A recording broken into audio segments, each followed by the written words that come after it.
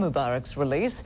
Ethar El-Katatney is a freelance journalist. She joins us now live from Cairo. Thanks for talking with us. So just days, possibly days from the release of Mubarak, what's been the reaction of protesters who actually swept him from power after that 18-day uprising back in 2011? You know, we have a saying in Arabic that says a tragedy that makes you laugh and makes you cry.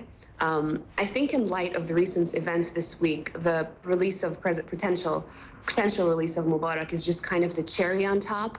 A lot of people have greeted this news with a kind of shell-shocked, well, that's just the last thing we need to prove the fact that now we've just regressed back to pre-January 25. For a lot of people, or actually a very small minority, tell you, well, actually the legality is very clear. He does have a legal right to be released. It's just that the timing, as you've just mentioned, is so ironic. It will be given huge political significance considering current events. It kind of has the deep state really just gone back to it. We have a lot of people who are very indifferent, and this is also another theory as to why the timing of the event now is that in light of recent events, people actually see it as very far away, as very kind of, we're trying him on the deaths of 800-something deaths when we just had 1,000 deaths in one day. So when people compare, obviously you can't compare deaths, but it kind of pales into insignificance. And one more thing, that there's actually, I just saw a Facebook page yesterday, Mubarak for President 2014, which just shows, Egyptians, we don't learn, but it also shows you that people are just, now we've reached an extent where people are comparing their lives under President Mubarak, under military rule, under President Morsi. And what they're seeing is, we went into the streets to protest for bread, freedom, social justice.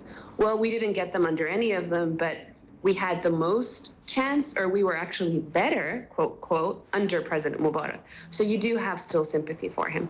But I definitely don't think his release will be quiet. There still will be protests. There still will be, we can't have gotten everything wrong. We can't have just, that everything has just gone so wrong that we've just gone right back to before 2011.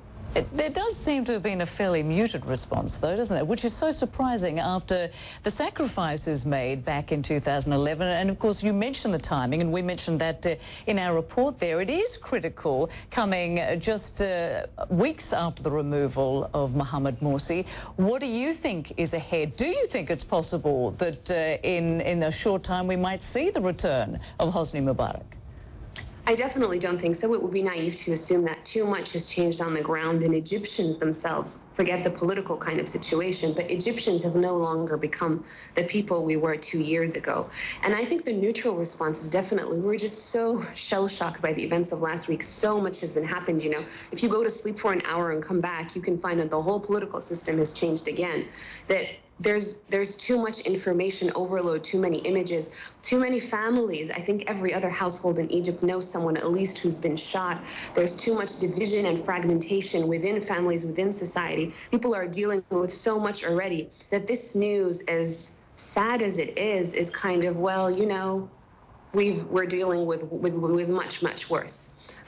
So it will all depend on what's happening in the days to come with the Muslim Brotherhood and the military. This is our priority right now. When your house is burning, you don't, fight over small things inside the house, who left the food on the stove.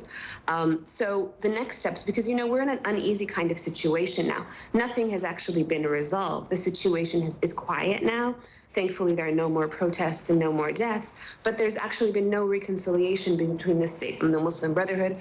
There's been no kind of investigation started into the deaths, into the dozens of churches that were burned, the institutions that were attacked. Everyone's just kind of taken a step back. It's almost as if it's halftime. So I think the reaction towards Mubarak's release or towards any other event will depend on what are the actions of the Muslim Brotherhood, if any, in the days to come, and the state response to them. Are we going to move towards reconciliation? Are we going to move towards military rule? Or, God forbid, are we going to move into a civil war? Ethar El-Katatney, thank you so much for joining us with your perspective. Appreciate it, John.